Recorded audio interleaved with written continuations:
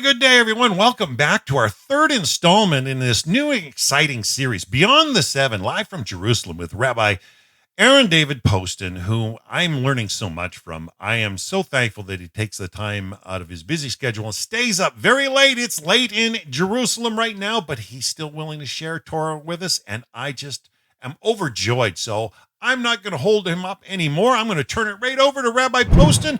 Rabbi, how you doing tonight? I'm enjoying this class. I'm getting great feedback. Everybody's enjoying it. We hope you're well and safe in Israel and everybody's doing well. How are you tonight? I'm well, thank you, Dan. I see you have a big smile on your face as always. I'm so glad to be here, part of what you're doing, part of the Nohai World Center and everything that they're trying to accomplish in the world. And I'm also just, I think I'm not just humbled. I really feel privileged that you reached out to me and that we're able to come together and share during this time. Well, so Shavuot, first of all, Shavuot Tov to all those people here in Israel. Good morning to the people far east, right? Whether in Australia, China, I don't know all the different names of the countries over Indonesia. There, India, and for those people in America, I hope that at least the Jews anyway will be watching after Shabbat. And for Noachites, I think this is a perfect opportunity to reach out and to learn Torah during this holy day. Yeah, and it is after Shabbat there, and it's getting late. And, you know, the sheer fact that you're just willing to, you know, bend your schedule, take away from sleep even, to share and shine the light of Torah. We are just grateful, thankful, and I must say the last two lessons have just kind of had some people's jaws open, and so we're hoping you got some more beauty to share with it, because these are things that we of the 70 nations generally have not heard. Our parents haven't heard this. We haven't heard it from, you know, religions we've come out of. It's unique. It's the Hebrew roots that has been taught all the way back to Moshe, and I can't share it because we don't know it. I mean, I could get on and study books, but a lot of it doesn't make sense unless we're told by a rabbi who's heard it all the way back in the chain. So, Rabbi, the floor is yours, sir. I appreciate that. Thank you. So I do want to do a little bit of review, at least certain concepts, and address certain questions that came up even during last week's class that I forgot to address and that have come up since. One was a question somebody asked: if they had a Gemara, can they sit and learn the Gemara?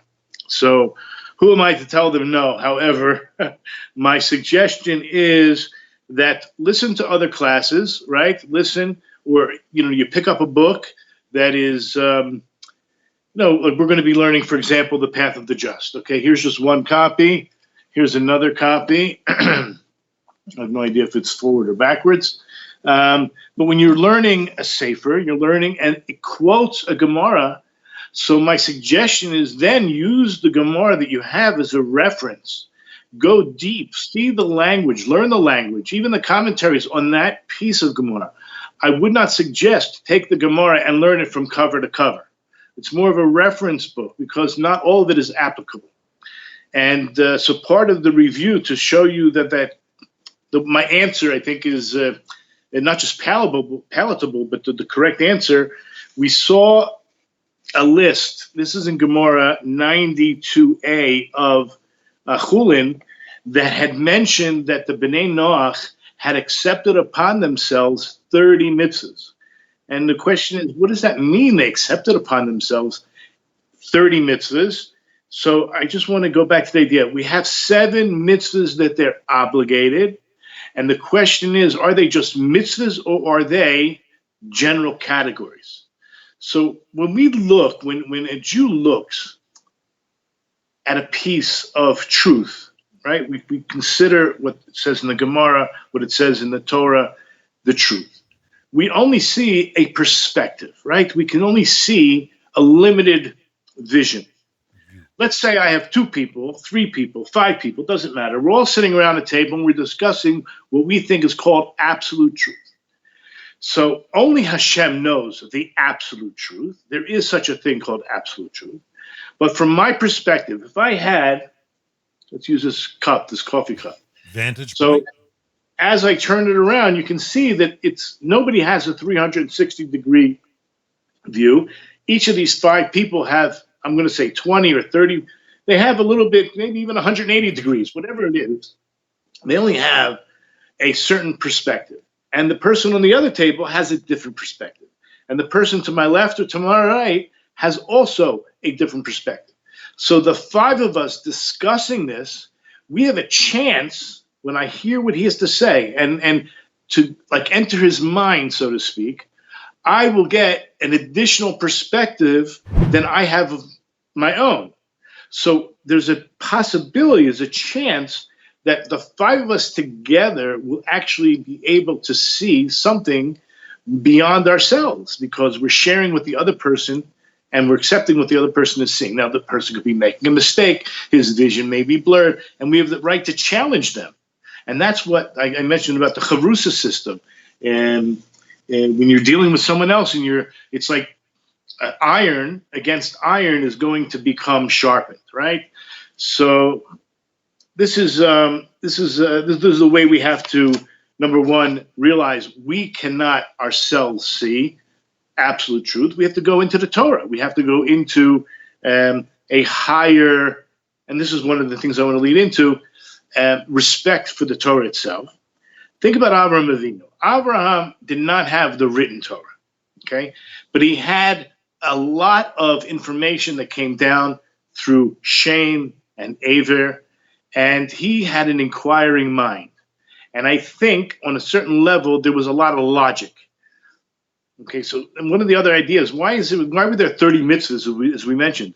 Many of what we call the basis of the 7 Noachide laws are things that are logical, things that you can come to your own truth because it's inside of you, right? Every soul is created Universal. Everyone has it. And so when you do introspection and you can find the truth because it's really there. And this is part of the introduction to the Mesilat Yesharim, which we're going to be learning, that the information is actually on the hard drive. It's actually there. So when we talk about the 30 mitzvahs that they accepted, they're logical. Now, something I mentioned I think it was last week, that what's the difference between a wise non-Jew, right? We call him Mechachmei Umas Ha'olam, from the wise of the nation, as opposed to Mechasidei Umas Ha'olam, from the pious of the nations. So one of the biggest differences, first of all, in terms of the status, and I don't mean to put anybody down, this is the way the Rambam seems to express it, that the one who's wise came to it on his own, similar to the way I just described. And he is lacking, or he's not yet accepted that the Torah was from heaven. And this is going to make all the difference in the world when it comes to what we call eternity, Olam Haba. The Rambam implies he is not included in the, I'll call it reward or the extension of this world, right? This world is just an entranceway, right? It's an alleyway in order to get to the larger room. So he's missing something. But I think that that's part of growth, because if somebody is able to come to that point where they're living a moral life, they decided, came to this on their own, that is a stepping stone, at least in my opinion, in the right direction. And he should not be faulted. He shouldn't be mocked, and he shouldn't be belittled. I think that if we had 8 billion people on the planet who were all holding there, we'd be in a lot better shape than we are. Okay, so let's just say I use the term he's on a lower level. I don't mean that he's a lowlife, God forbid. I think that that person should be praised. But that's not where I think a person who wants to be listed and have the status of Chasidei Umas Ha'olam. So the Rambam says that the person is in the status of Chasidei Umas Ha'olam. Again, the word Chasidei means pious, righteous, yeshar, right? All these words will describe he has accepted, and he doesn't say this, I'm adding this, he's accepted the mission of the Jewish people. Why? Because the Rambam says that he accepts the Torah is from heaven. So we're talking about something unchangeable. It's written with every single letter, right, in its order. I want to share a Gemara with you at some point tonight, and we'll get to it. It's I have quite a few interesting notes prepared. I don't want to go too much out of order. It's in Gemara Shabbos 31a.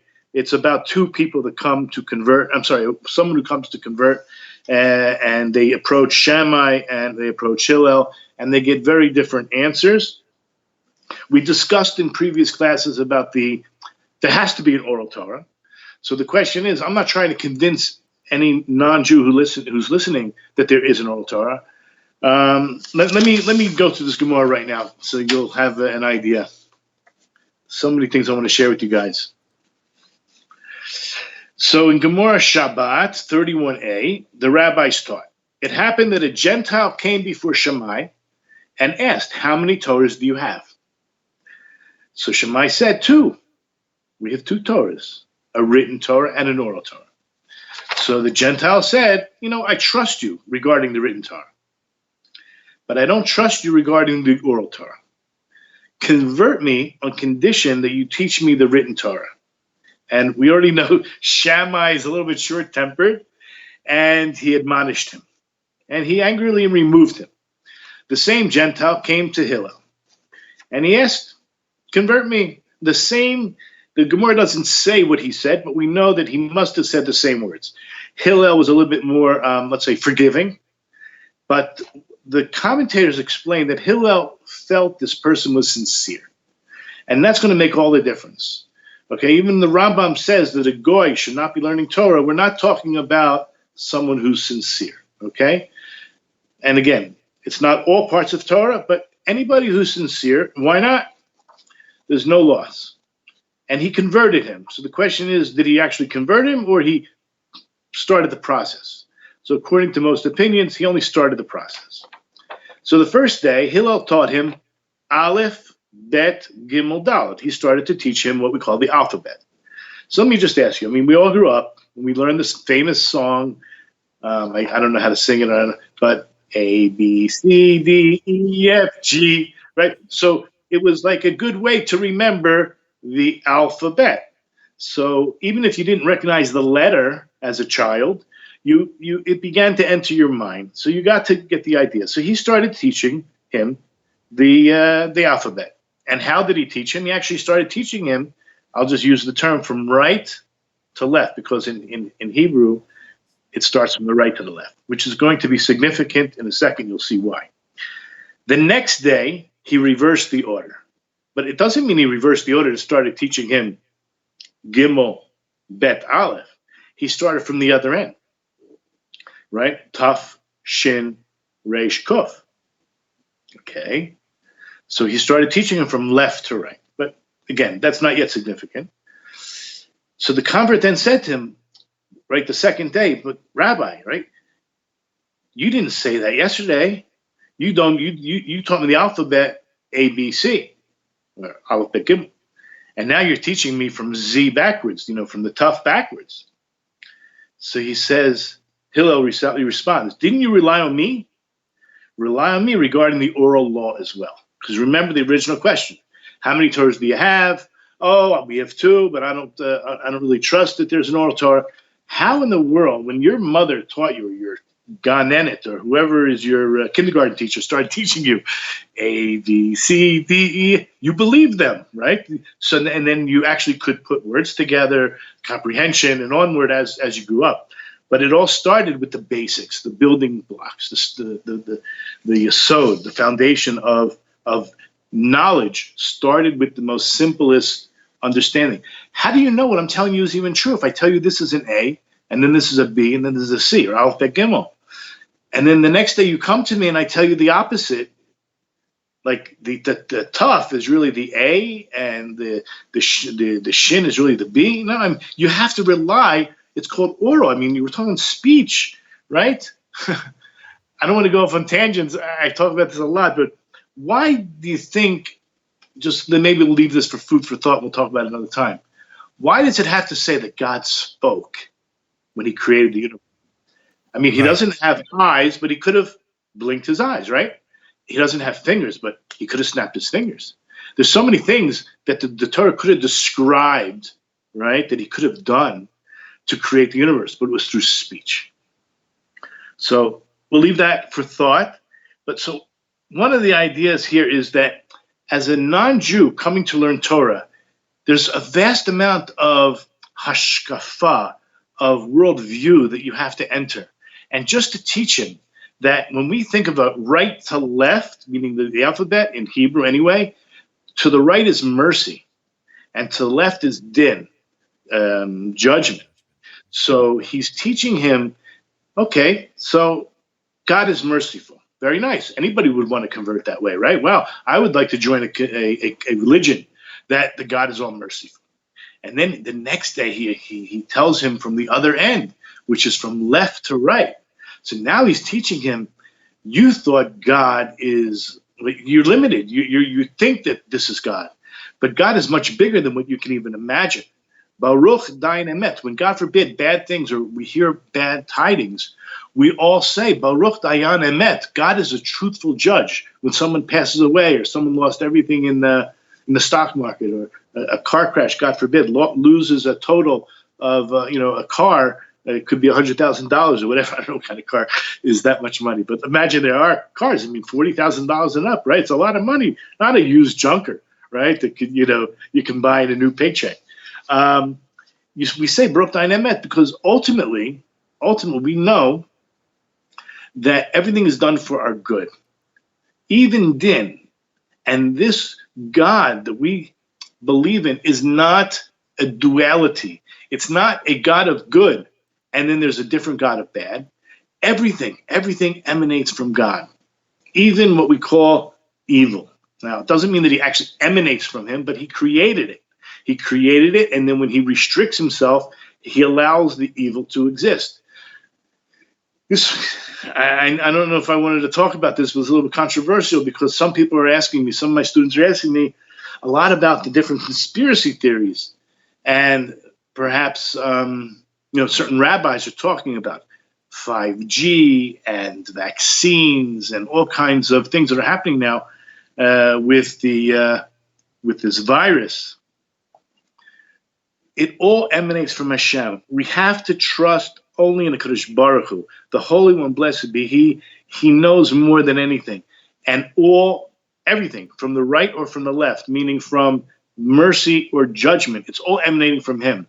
So yes, we have to take precautions, and if we have the ability to stop, whatever that means, for 5G from coming into our neighborhood or into our country, so you can petition or whatever it is. But ultimately, we have to trust in Hashem. Just like we cannot live with fear, we have to live with simcha. We have to serve Hashem with joy. Nevertheless, put on the mask. Okay, no big deal. Why are we putting on the mask? Maybe not because of our immune system, right, is compromised, but perhaps someone else's. Okay, and we have to really care for our elders. Nobody asked me, but only like I'm not what do you call it, Monday night quarterback, or what do they call this, Monday morning quarterback. Armchair quarterback. It seems like the best situation would have been and could have been where we only put a lockdown on the elderly and on the people who are, compromised with their immune system. And that all of us could have been building up our immune system, which involves light, meaning not have been to be put away in quarantine. But we don't know. We'll never. I don't know if we'll ever know. But it leads into one other idea that it says in the Zohar that this world is Almud the Shikra. This is a world of illusion, a world of lies. And when we know that, and there's a Pirkei Avot that says, you should hate the government. You should not buddy up with the government. Maybe we'll talk about that another time, but be weary, right? They have an agenda. Okay? So let's put that aside. What did we just discuss in Shabbos 31a? That there is an oral Torah. You have to at least, I don't want to say you have to. Someone who wants the relationship with God, a true relationship. So do the investigation. And the only way to investigate, I shouldn't say the only way. The way Chazal tell us, if you're like an Avraham Avinu, you're a very special, unique person, you could come to it on your own through watching nature. Okay, so Avraham was able to use that inner truth and all of his, inquiries, and he investigated greatly, and he came to a conclusion. He came to a relationship. But that's not for the every Tom, Dick, and Harry. Okay, beyond. So we have the Torah. The Torah itself is God's word, and that by going deep, you'll realize. I shouldn't say you will realize. Most likely, you'll come to realize that this is an unbelievable work. Okay, it's in the language of my rabbi, Rav Noach Weinberg said, it's an instruction manual. Right? God put us on this planet, and He gave us instructions. The word Torah is from the word hora'ah, which are instructions. And the whole Torah is, as Chazal say it, it's to fix our character traits. Okay? It's there to keneged the Yetzer Hara. It's a truth serum. It's a drug of truth. It's the best drug. Okay, if I could use that word. Remedy. Sure. Remedy. Thank you. Against the Yetzer Hara, which we all have, Jew and non-Jew. Everyone has it. We started the first session talking about Cain and Abel and the conversation that God had with Cain. And He said, if you work on yourself, if you improve your character, you got nothing to worry about, nothing to fear. Okay, so this is my message regarding all those conspiracy theories, that the Yetzer Hara, yes, it's strong. And it's strong because God created it that way. Okay, and there's a remedy, and that's the Torah. That is our belief in Hashem. Again, for that Noachite, and I call him a Noachite, who is amongst the Chachmei Umas Olam. He's just very intelligent, very inquisitive, and he came to the conclusion on his own that, okay, so there are these universal laws. Great. But guess what? I hate to break it to you. That's cold. It's callous. Jewish tradition, you will not receive the world to come. So I pray that you continue your search and you continue your journey, because I think you're on the right path. Not the best path, but the right path. And eventually, Bezrat Hashem, through investigation and learning Torah, you'll come to a different conclusion. And which leads me to the idea that Abraham, it says that he made souls. And I'm discussing this because later we're going to see, there's so much here to share with you. In the path of the just, in the introduction will end, the introduction, which we will discuss tonight. I don't think we're going to get through the whole thing. But in the introduction, it ends with a brisa, that's a Tanaic source in the Gemara, of Rabbi Pinchas ben Yair. And he goes through 10 of them altogether, which is going to be significant. Someone also asked me about 10 earlier tonight, and I want to discuss that. There's 10 sfirot. There's 10 specific ways that Hashem manifests Himself. So Rabbi Pinchas ben Yair explains these are the character traits that one should go like in its stages, a journey. Just like the wise of the nations are on a journey, so too, the truth be told, so too are the Chasidei Umas Olam. It's also part of the journey. The very last part is, we'll call it Ruach HaKodesh, will bring one to resurrection of the dead.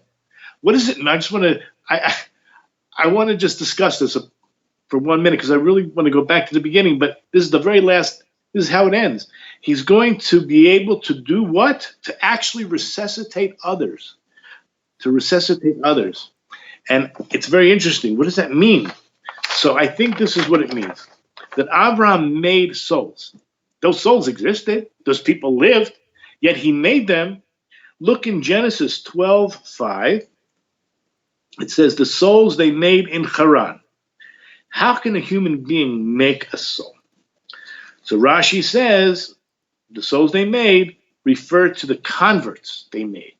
Now, these converts were not converting to Judaism. They were converting to the Abrahamic faith, let's call it. Okay? Abraham himself kept what? What did he keep? So there's different opinions that he kept all 613 commandments, meaning his soul was so sensitive even before the Torah was given that he kept all 613. That's one opinion.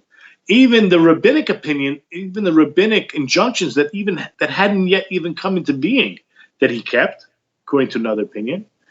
But what's more likely, what's more realistic, I think, is that there's an opinion that he kept just the positive mitzvahs, and some say he just kept the 7 Ochad laws. This is a little bit more realistic, but it doesn't matter. In my imagination, I can understand Avraham being on such a high level that he was actually able to be in tune spiritually with any one of these opinions. Okay, that puts Avraham on a very high level. For us, we need the Torah. Okay, we're not on that level. We can actually be so in tune with all 613. Like, would we have known not to put shatnez on? Would we have known not to put wool and linen in our garment, that it's not right? I don't know. I doubt it. I doubt I'm on that level, would have been on that level. But the Torah at least is able to explain to me what I need to know. Okay, so I thought that would be very interesting to share. And yeah. You're talking about Abraham. Well, didn't in Genesis 25, Bereshith 25, I think it's 25, it might have been 26, where Hashem was dealing with Isaac, and he spoke of Abraham. There was 4 specific words that he used because Abraham followed his mitzvahs, because Abraham followed his laws, his statutes, his ordinances. These 4 specific words have great detail in the Hebrew language. From my understanding, do they branch to that full 613, do you think? Like I said, there are opinions that said he kept not only the 613, but even the rabbinic injunctions. Now, the rabbinic injunctions are based on Torah concepts, and everybody has within them the full makeup of the depth of the truth, right? When our soul was in our mother's womb, which the word for womb is rechem. Rechem is another, I guess it's the root word of rachamim, rachmanut, mercy. Yes. We were in another dimension, that our souls were in truth, like enveloped in truth. And therefore, that's part of why we have certain instincts. Everybody has it. This is another thing I want to actually lead to, that I wanted to speak about from last week. If it's true that a Ben Noach, one of the righteous one of the wise, can just, based on hachrat, just on logic alone, that he could be an atheist or agnostic. So the more I thought about it, again, it's part of a journey. Perhaps in the beginning, I don't think that he could stay that way. I don't believe, because even if you just got a glance of the Torah in its true depth with at least a good teacher, you would come to believe that this could not have been written by man. Okay? At least to realize that. So again, if you realize this has such depth and was not written by man, then the logical conclusion is then who wrote it? Okay? So I think that somebody, even just logically, if Avraham can come to it logically, it's just much more difficult. It's not impossible. It's for the very few individuals.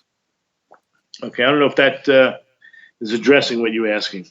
It helps, Rabbi. It helps. I do want to address the word chok, because one of the, I think it was Terry anyway, but a few people asked me also, because I mentioned it last week, the word chok seems to imply, from the nature of the word, is those mitzvahs that don't have logic. So basically, if we're going to say that before I get into that, there is one more thing I wanted to share about this. The 7 laws are not 7 laws, but there's 7 overall arching veins of gold. And so if you go to Exodus chapter 24:12, and the Lord said to Moses, "Come up to me to the mountain and remain there, and I will give you the stone tablets, the law, and the commandments that I have written to instruct them. V'yomer Hashem el Moshe, alei alai hahara, v'yesham ve'enelecha et luchos ha'evan v'atorah v'amitzvot asher katavti lerotam. So there's a lot to be said about this. But Rashi says there that, and I mentioned this before, how many letters are there in the tablets? There are 620 letters in the first set of tablets. Rashi says all 613 mitzvahs are included in the 10 commandments. What does that mean? It means that there are 10 categories, just like I can say with confidence that the 7 mitzvot, the 7 noachai laws, are not laws, but they're categories.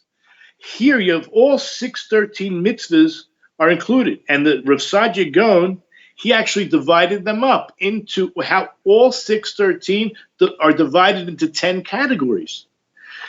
Now, knowing that, this is Rashi. Look at Rashi on that verse, and he's bringing it from a Midrash Rabbah. That the 7 are exactly the same way. And what's my proof? That the 620 letters represent the 613 commandments for the Jews and the 7 commandments for the non-Jews. 613 and 7. And you have right there, 620 is Keter. Keter, Kaf is 20, Tuf 400, Resh 200, 620. What is Keter? I mean, corona. It means crown. That's what Keter means. Keter is usually referred to as Keter Torah, the crown of Torah. The crown of Torah needs to be put back in its rightful place. Okay? People are freaking out about corona.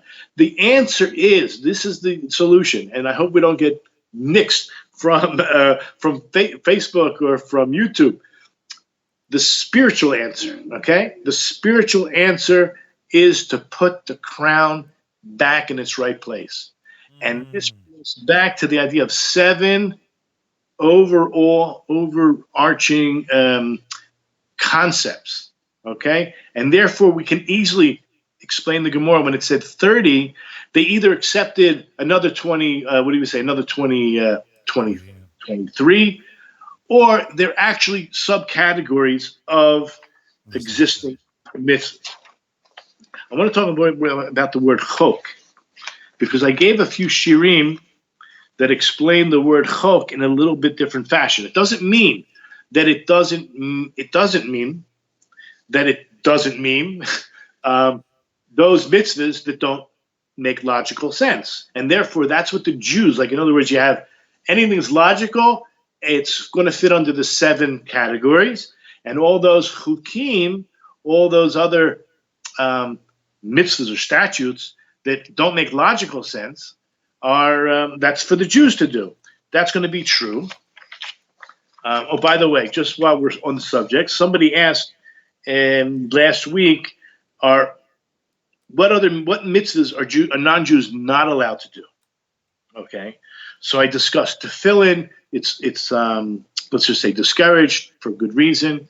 Shabbos, which we discussed in terms of as long as they, I'm not going to use the word observe, as long as they celebrate it in a optional way, that they show that they're not obligated. This is a os. This is a sign between me and the Jewish people, and the Jewish people have a higher level of observance. But a non-Jew certainly can and probably should celebrate Shabbat in some way. Pesach offering. The Passover offering explicitly says this is for non-Jews should not do it. Okay, they're not included. Okay. Also, in terms of, but the Jewish people are made up of 3 different classes. I'll use the word classes so I don't have a better language. You have Levi, you have Cohen, Levi, and Yisrael. There are mitzvahs that a regular Yisrael cannot do and should not do. So I don't understand how a non-Jew can be like upset. Okay, there are rules, there are mitzvahs that don't apply to me as a regular Yisrael. Okay, they're just beyond. So I don't have to go into all those. If they don't apply to me as a regular Yisrael, they only apply to Kohen. So then for sure, all those will not apply to a non-Jew either. Clear? Also, there are laws that only apply to men or only apply to women. Okay, so there's so many things that are Rabbi Chaim Kaufman mentioned earlier in the previous class about all Israel is responsible for one another. When we stood at Mount Sinai, we said Naasev and Ishma. We said in plural form, we will do and we will listen. So that meant that as a whole, so if one Jew doesn't keep a mitzvah, it's going to affect me because we entered the contract as a group, right? I don't know how it works in contractual law today, but if a group of people went into a contract and one of them failed, it depends what's in the contract, but basically they're all failing, right? Unless it's specified. Right. If they're all are part of it, yeah. I just want to review something that I read off to you last week about the difference between a Jew and a non-Jew, and this is from Nefesh HaChaim in the chapter 4 in the first. It's actually the first gate, but it's chapter 4 in the first gate, where he discusses in the notes what is the difference between a Jew and a non-Jew. So he says, the relationship of a Jew to a non-Jew is like that of a priest to a member of the congregation he serves, as per the scriptural description of the Jewish people, who are Mamlechet Kohanim, the Goy Kadosh. The Jewish people are called a kingdom of priests and a holy nation. That you can find in Exodus chapter 19:6. Both positions of priest and congregant have significance and corresponding obligations, meaning they're not the same. They're going to have obligations, but they're not exactly parallel. A priest is not a priest if he has no congregation, and the congregation requires a priest to provide assistance. The Jew is obligated to observe 613, and the non-Jew similarly has the obligation to observe 7 Noachad laws.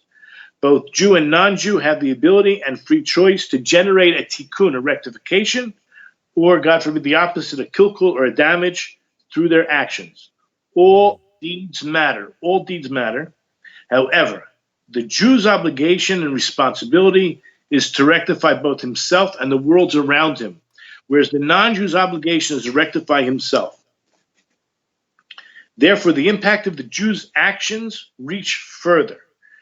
Now, if any non-Jew would wish to take on a greater level of obligation, he has free choice, and he can even convert to Judaism if he wants.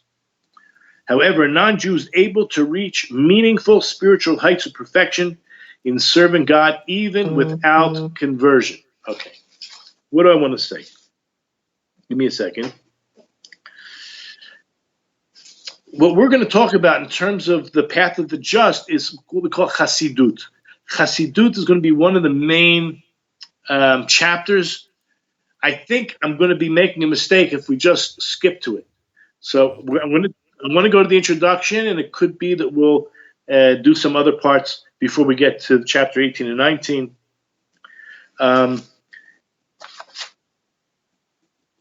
The concept of Chassidut means to go beyond the letter of the law, to take on obligations that you're not obligated. I don't know where this idea came on, that if you are a non-Jew and you want to take on an additional mitzvah, it's like you're creating a new religion. I don't know where it came from. I think that if you take it on saying you're obligated, so then you're creating a new religion. Go ahead. Yeah, I guess from my understanding in my last couple of years, specifically, it's a question of, I know you have a word for strange worship, okay? But a lot of the additional religion problems is they do it in a strange or unfamiliar or unknown.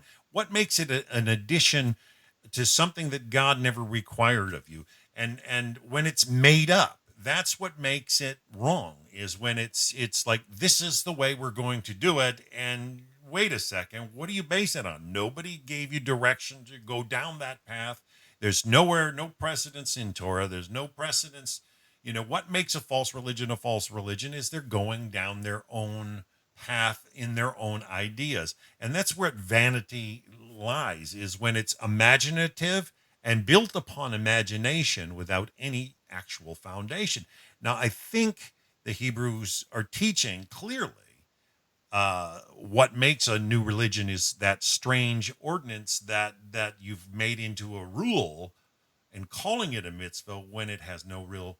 But I think where you're clarifying to us as B'nai Noach is that these are established, honest, legitimate Torah mitzvahs, and doing it when the opportunity arises, right? Because you see it before you, you understand what it's about, and you see the need, and you meet the need. I love how you brought out earlier about remedy, about the cure, like an injection that meets the need. And if you're walking down the street and you see something and you know a mitzvah will solve an issue and a problem, why wouldn't you step forward and do it?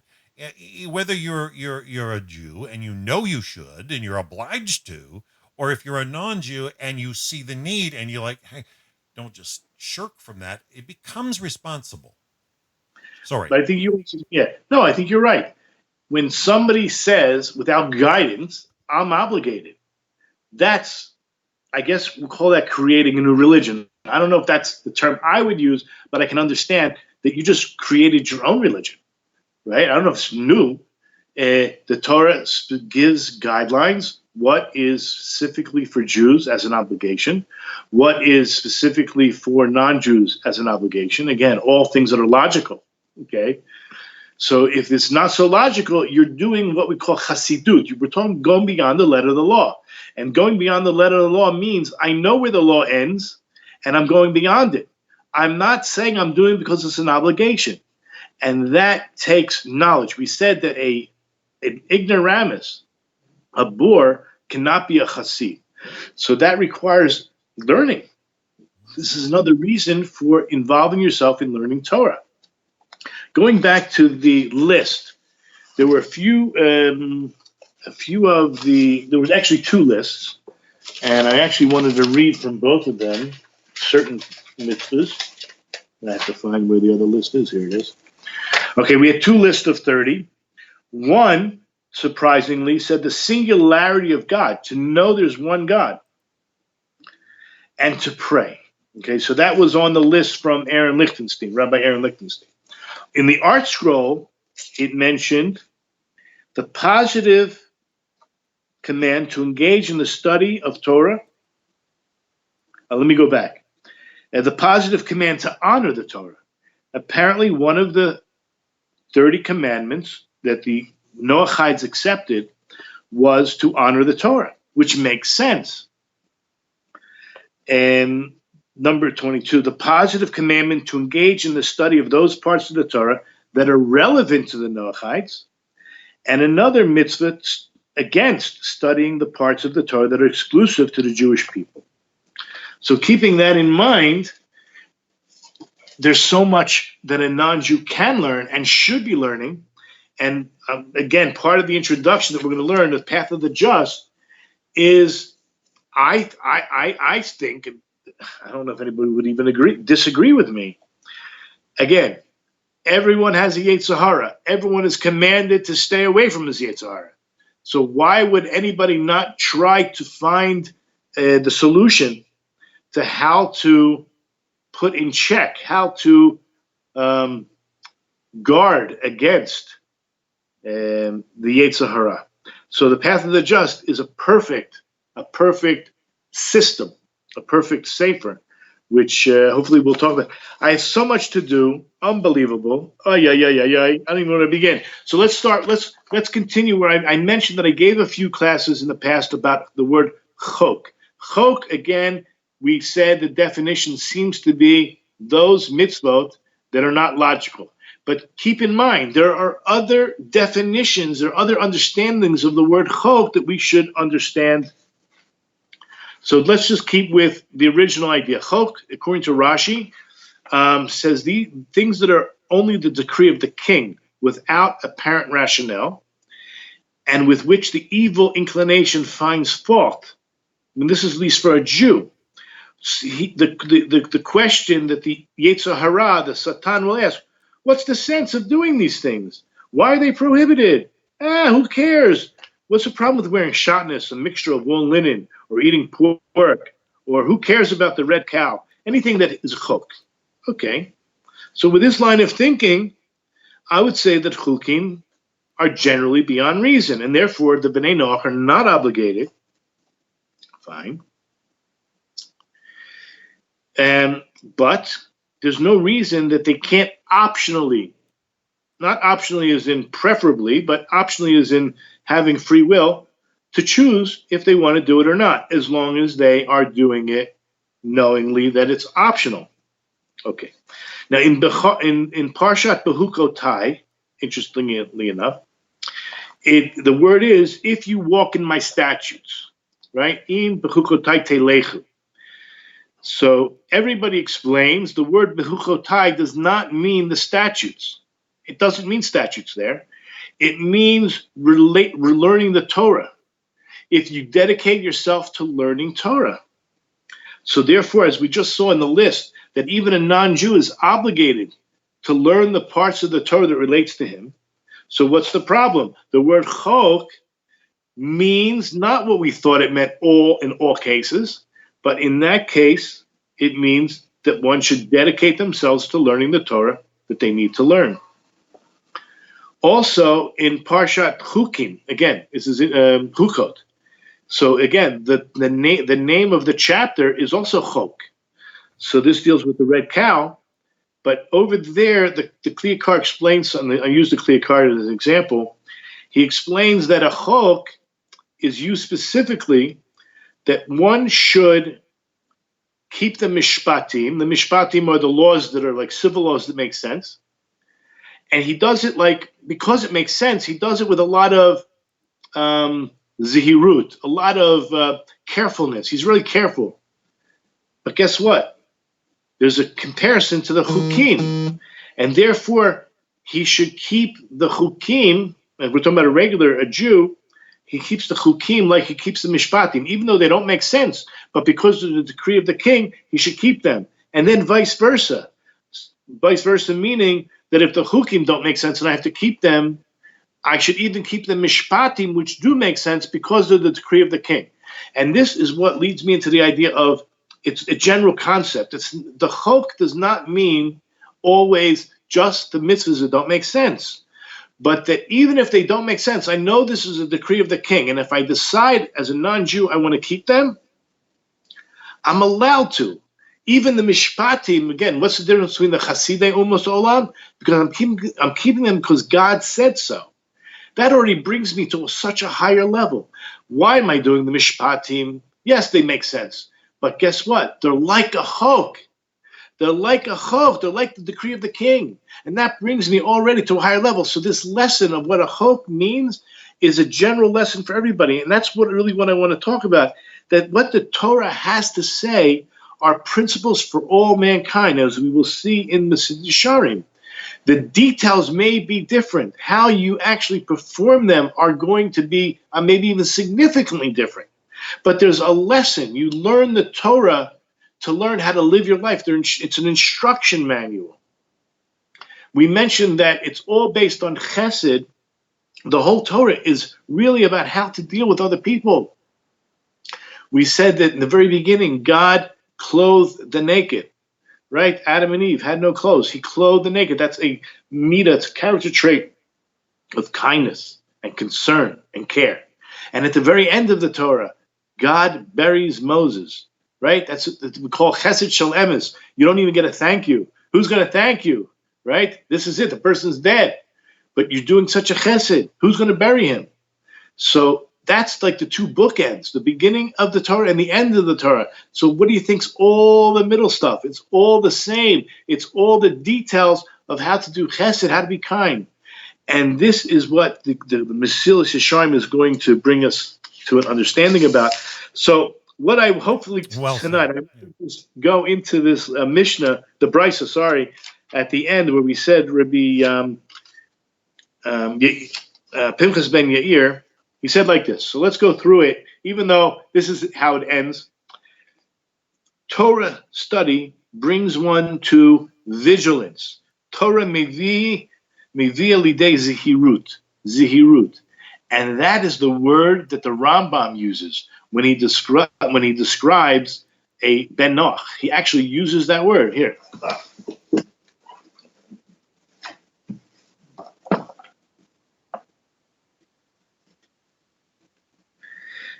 This is in chapter 8, halacha 11, in the laws of kings and their wars. Kol hamakabel sheva hamitzvot, anyone who accepts the 7 mitzvot, v'nizhar la'asotam, and is vigilant to do them. So he's already using that word in vigilance. Then, in turn, zihiros mevili de zrizut. So this idea of vigilance is going to bring someone to alacrity, quickness. Zrizus brings one to nekiyut, which is cleanliness. And then cleanliness is going to bring one to prishut, which is abstinence. And then that's going to bring one to tahara, which is purity. And then tahara brings one to chasidut. And that's going to be the chapter we're going to deal with mostly. But again, the introduction, Bezrat Hashem, next week we'll talk about in the introduction how chasidut plays an important part in everything we're trying to accomplish, which has a lot to do with fear of God. Awesome, knowing God and how awesome He is. So then piety would bring one to anava, humility, and that would bring one to the fear of sin, which is yiras chet, and that would bring someone to kedusha, which is holiness, and then that brings one to ruach hakodesh, divine inspiration, and it ends off, that brings one to the resurrection of the dead. What in the heck does that mean, resurrection of the dead? It means that you will be able to share such truth and holiness to resurrect. And I don't mean convert in terms of Judaism, but to convert in terms of Abraham was able to bring these souls to life from the dark side, from being asleep, right? Sleep in the dust, so to speak. This is what life's about, sharing the joy, sharing the truth. And Baruch Hashem, there's so many, I don't know what term to use for them. Noachides is an okay term. For some reason, a lot of people have trashed the name, but maybe what I'm about to say is even worse. Non-Jews practicing the Jewish religion, or practicing Judaism, because that's really what it is. Let me give you another example, just to get, when the Gemara expresses when the Romans, they destroyed the temple, they burnt the temple down, they ransacked Jerusalem. In the future, there's going to be a great judgment. And they're all going to say, all the different nations are going to say why they were anti-Semitic. We weren't really anti-Semitic. We did it, everything we did with the Jews. We built the theaters, we built the roads, we built the bridges. Everything was really for the Jews. God's going to say, you're liars. What are you talking about? You did it to collect taxes. You did it for your own enjoyment, right? Do you realize that if the Romans understood, if they actually understood what the temple stood for, they never would have destroyed it. They would have sent their armies to guard it, right? As we know in the future, all the different kings and representatives of the different nations are going to come to Yerushalayim on Sukkot, and if they don't bring, their offerings or acknowledge Hashem, they won't see rain, right? So what benefit did it give Rome? What benefit was it for Rome to destroy? They were lacking this information. So any non-Jew that really understands the mission, as I mentioned, the mission of the Jewish people, again, we are the priests, so we have a lot more obligations, but the principles are basically the same. Every one of them, and I'll reiterate this, the word mitzvah does not mean command. Yes, it can be translated, but it comes from the word tsava, like in Hebrew for a tzevet is a group of people working in harmony. Okay, it's a chabura, it's l'chaber, it means to connect. Every one of the mitzvot is an opportunity to connect. Some are obligated, the Jews in all 613, and the non-Jew is not obligated in a majority of them. But those, when I say this class is called Beyond the Seven, because it's more than just 7. I'm not asking anybody to take on things like hukim, okay? But at least understand the depth of the mission of the Jewish people, that you helping us do our mission. In other words, you meet a Jew in the street, you ask him, do you believe in God? No. You keep Shabbos? No. You keep kosher? No. Why are you in denial? Do you realize you're the chosen people? Get with the program. You're holding up the Messiah. You're holding up utopia, right? You're come on. I'm willing to take on my 7 and the subcategories thereof, right? Why don't we learn Torah together? Why don't we, in other words, you have 8 billion people on the planet. Yes, the Jew has been persecuted, but someone comes to convert. They're asking, the Beit Din is asking, why do you want to be Jewish? Do you realize that we are a persecuted people? Why would you want to join? It's interesting because in the Mishnah in Sanhedrin, it says that every Jew has a place in the world to come. And we already discussed, Bilam is listed later on, and Bilam's not Jewish. And we went through this already, that non-Jews also get a place in the world to come. The pious. But what's the difference, huh? The pious do. Sorry, thank you. So non-Jews who are pious, of course.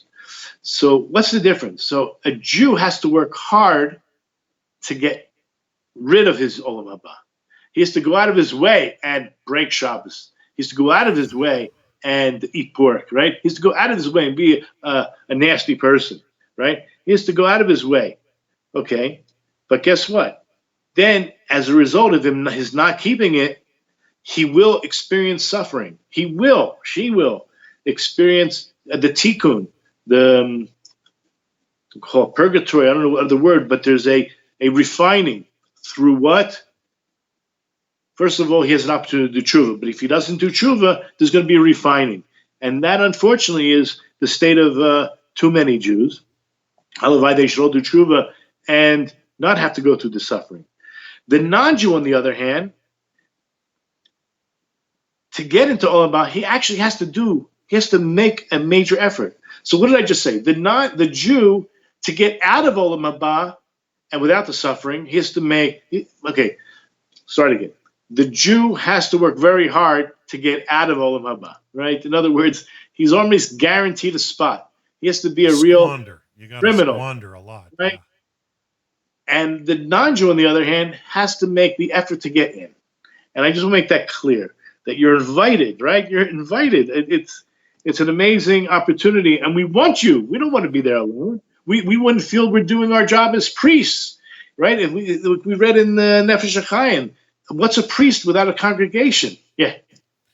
I gotta say, especially as somebody who's come out of the nations, Rabbi, the Yetzer Hara, especially for those within the nations of the world that have not had any foundation, it's very, very hard to change the nature as it comes across, or the way they've been brought up. They know not any better. And a lot of times they say to themselves, only this makes sense. They dull in the senses, and only that makes sense. And it's like, sadly, some of them, like wolves, only go back when they've had a meal, and they live in the same rut over and over and over and over for generations and millennia. And Hashem is patient and long suffering. And I just listening to you say how hard it is for a Jewish person to lose the Olam Haba. I want you to please understand that unless you shine the light, it's so hard for those that are stuck in their Yetzer Hara, their animalistic tendencies, to even catch a glimpse. I'm going to share quickly. We've got plenty of time if we need to, Rabbi, unless you got to go. But the other day, my wife and I were cooking dinner.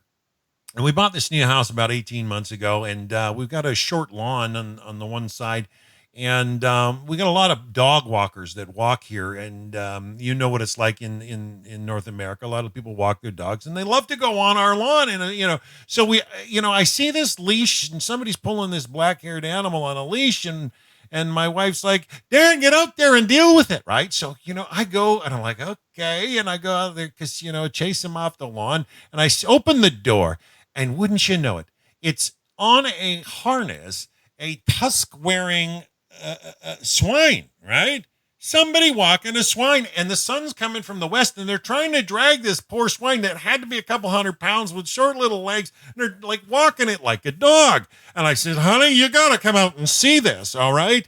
And they're trying to drag this swine into the sunlight, and there was one adult who had the leash on the thing, and two children there. The first time they're trying to explain, they just walking this animal, and I could tell what was wrong immediately by the swine did not want to walk towards the sunlight. It could not see. Its natural aversion was to go for the shadow. And even when they were pulling, it was going to the other side of the street into the shadows of the fences across the street from me.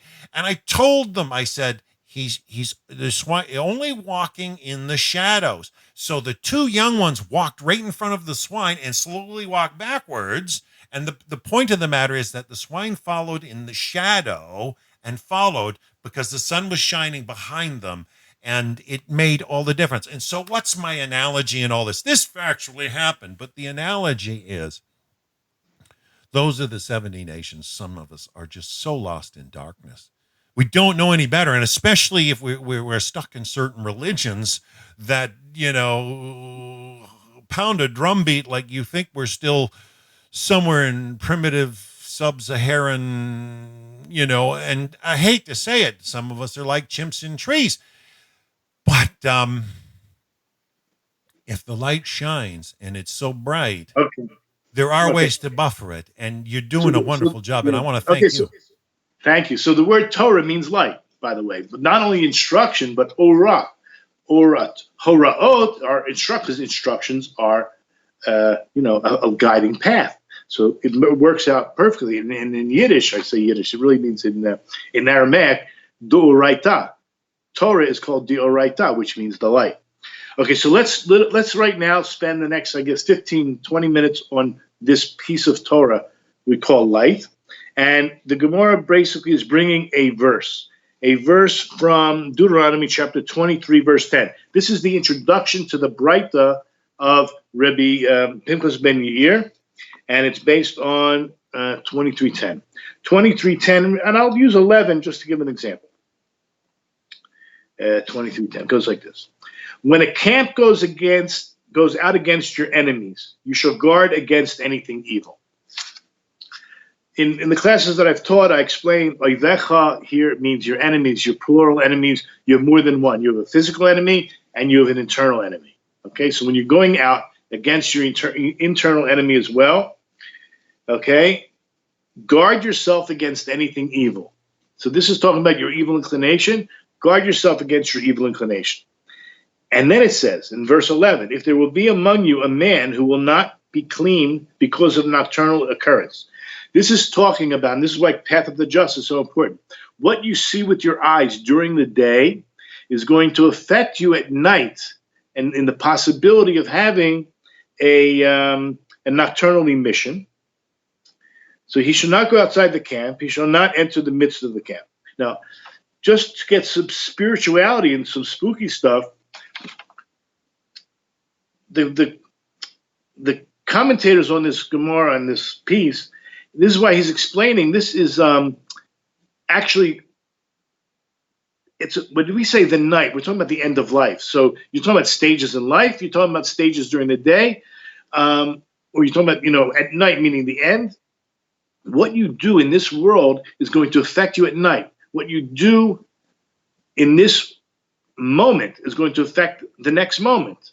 Okay, so guard yourself now against evil. That's going to be the verse. But interestingly enough, it mentioned, I'll just read the words of the actual Gemara. Tanu Rabbanan. So this is how the Brisa uses our verse.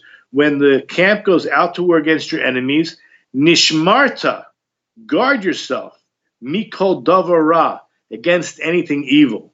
Shalo Yehir Har Adam Biyom, a man should not have these, we call it illicit thoughts. He shouldn't think certain forbidden thoughts during the day. V'yavo yidekach lidei tumas laila. That's going to bring this negative, the negative forces at night, which is the nocturnal occurrence. We all know what that means. We're all adults. Okay.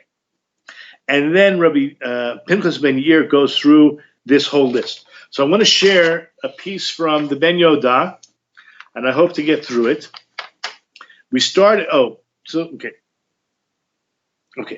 So Torah brings one to zihirut. Zihirut is being vigilant, which is the word that Rambam used. At least if someone wants to follow the Rambam and be a Noachide who is amongst the pious, he's going to be in this category of zihirut, of vigilant. And then the vigilant, zahir shelo yikarev ledavar shemeviu lidei avera. What does that mean? He should be careful not to come close to something that will bring him to sin. Make sense? He shouldn't befriend someone who's evil. He shouldn't become friendly with someone who's evil, as in Pirkei Avot. Pirkei Avot in chapter 1, I think it's number 7. Natai Arbeli would say, distance yourself from a bad neighbor. Do not cleave to a wicked person, and do not abandon belief in retribution, meaning there's reward and punishment. So that's how he begins. Also, lo yelech al petach isha zona, pen yirena yiftenu yitzra. Don't go to the door of a woman who is, let's say, beyond immodest, lest you see her and become enticed. Your evil inclination entices you. Zona means a prostitute, but it could mean any woman who is, let's say, loose. And it says in Mishlei, chapter 5, verse 8, distance your way from her, do not draw near to the entrance of her house. Okay, it's deep, but that's just the beginning. So too, all other sins, right? There are, let's just, at least 7, right? There's 7 sins so distance yourself. What about zrizus? Zrizus is alacrity. She'im lefi tuma niknas lebezona. If innocently you went into a house of ill repute. Olamaka moshe leitzi, or people playing poker, meaning a place where, what are they called? Leitzim. Leitzim are jesters, what do you call it? People who don't take anything serious, mockers. Or derech hatoyim kyoto, any place that people are sinning, right? Yazariz livroach, be sure, be quick to run out from there. Kibrok mina ari, like you're running away from a lion. Kamosha amro hatana, like it says in Pirkei Avot. This is in the 4th chapter, the 2nd Mishnah. Benaz, I would say, run to pursue a minor mitzvah, which I think is really going to relate to what we're talking about as well, in terms of the additional, or 7 plus, beyond the 7. Run to pursue a minor mitzvah and flee from a transgression. A mitzvah brings another mitzvah, and a transgression brings another transgression. The reward for a mitzvah is a mitzvah. The reward for a transgression is a transgression. Tzarich lezeh zeriz shimaher lerutz l'davar mitzvah levrach min avera. So what you need to do is be quick to run to do a mitzvah and to run away from a sin. Okay, what about nikiyut? This is called cleanliness, meaning to say liot naki min hashgagos uprishus. Hashgagos, that you should be clean from shgagos are not intentional, but even unintentional sins, right? Not acts of accidents, but negligence. Let's say you should have known better. Okay, be clean. Prishut, which we said was abstinence. Shipurish min adavra doimel le'isr. Separate yourself, or abstinence. Separate yourself from something that's similar to a sin. Now this gets into this week's parsha, Kedoshim. Kedoshim to you should be holy. Kadosh literally means separate yourself.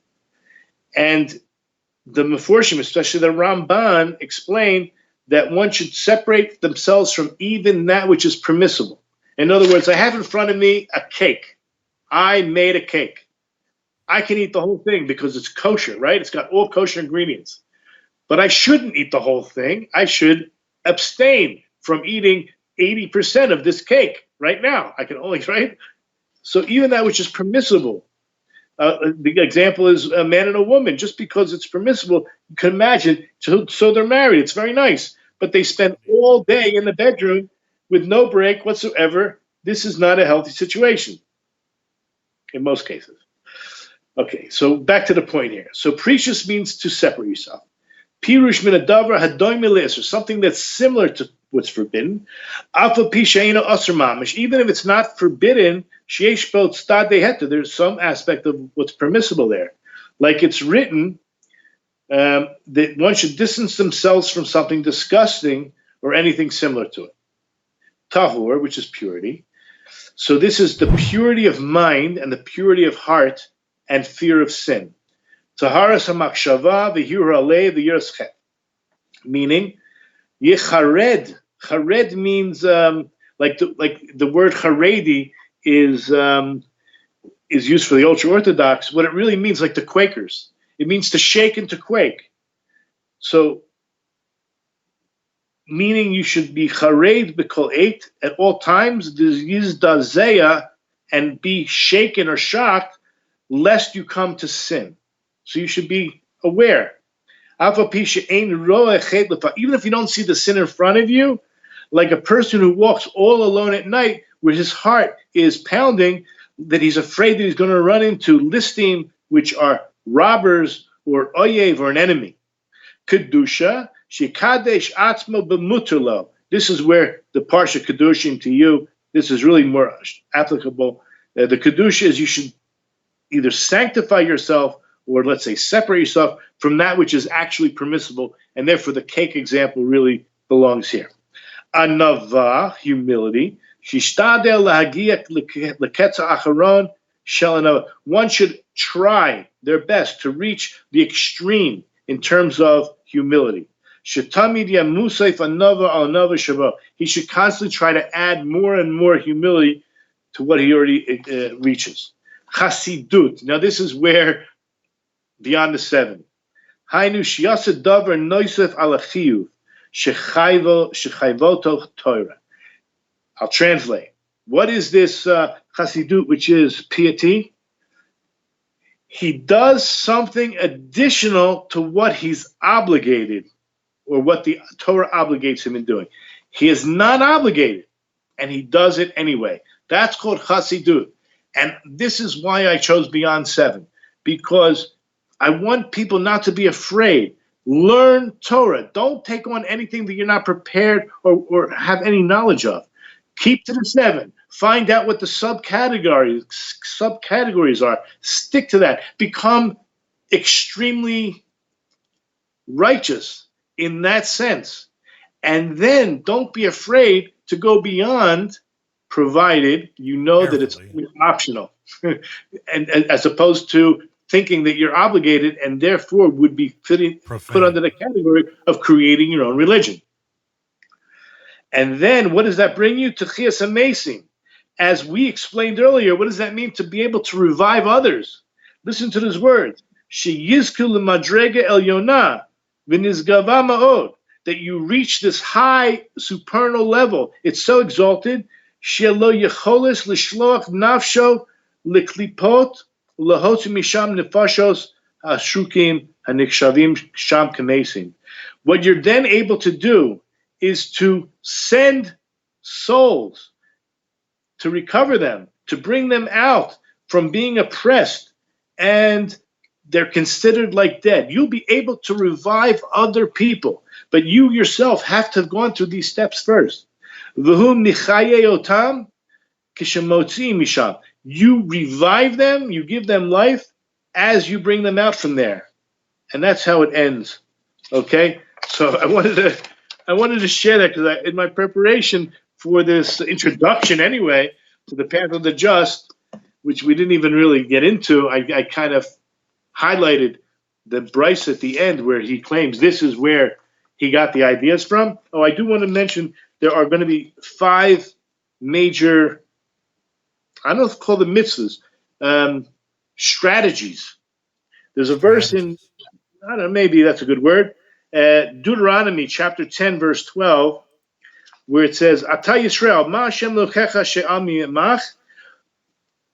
Now, O Israel, what does God, Hashem your God, demand from you? Remember, anything that applies to the Jews is basically applying to the priests of your congregation, okay? And you're following them in the principles.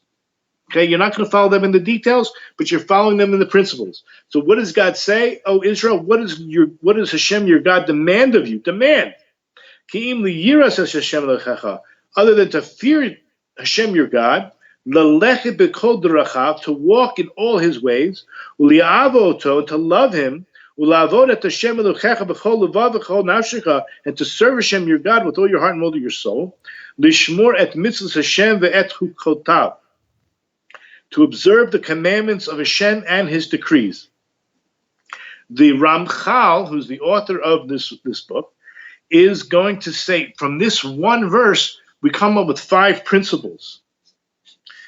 Here, in this verse, Moshe included all the components of the complete and perfect service that is pleasing to Hashem. And they are 1, fearing God, fearing Hashem. Number 2, walking in his ways. That's 14, 15. I'm looking for the page. Loving God, completeness of the heart, shleimus halev, and the last thing is shmiras kol mitzvos, observing all the commandments. And what do I mean? All the commandments that are applicable to you. Again, not every commandment is applicable to every single person. If a Kohen, he has certain mitzvahs. A regular Jew has certain mitzvahs. So too a Noachide, a non-Jew, observing Judaism. So whatever commandments you have, you do with zihirut, with vigilance. And hopefully it brings you to this point in the Mesilas Yesharim where you can come to the highest level you can possibly come to. Because that's what we want from our congregants. Our congregants should help uplift us. What kind of rabbi, or I don't know, whatever you want to call leader, tries to keep his congregants down? That's the opposite of everything we know. A pastor is a leader. He's guiding you. If he himself is growing, he wants to see his congregants grow with him and maybe even surpass him. Why not? That would be the best honor that any teacher could ever have, is that, wow, my student won the Nobel Prize, or my student became the leader of, thousands of people, whatever it is, the CIO of an organization. Anyway, so that's where I want to leave it. I hope this was inspirational. I hope this is just, again, laying the groundwork. We only touched on certain parts of the introduction to Mesilas Yesharim, and I'm just looking over my notes if I covered everything. Probably not, but I do want to mention the word Gemara. I don't know, I had this down for the first class, the second class. Maybe I'll just share it now. The word Gemara means to learn, okay? The word Gemara is made up of 4 letters, Gimel, Mem, Resh, Aleph. We're taught that when you're learning Gemara, which we call the Torah, is the light. God's angels are not just involved. First of all, they're all around you all the time. But the word Gemara actually stands for the acronym, the first letter of each of the 4 major angels. Gavriel, Michael, Raphael, and Uriel. When you are involved in Torah learning, you are surrounded by God's Shekhinah, by God's presence, and he sends his angels to assist you.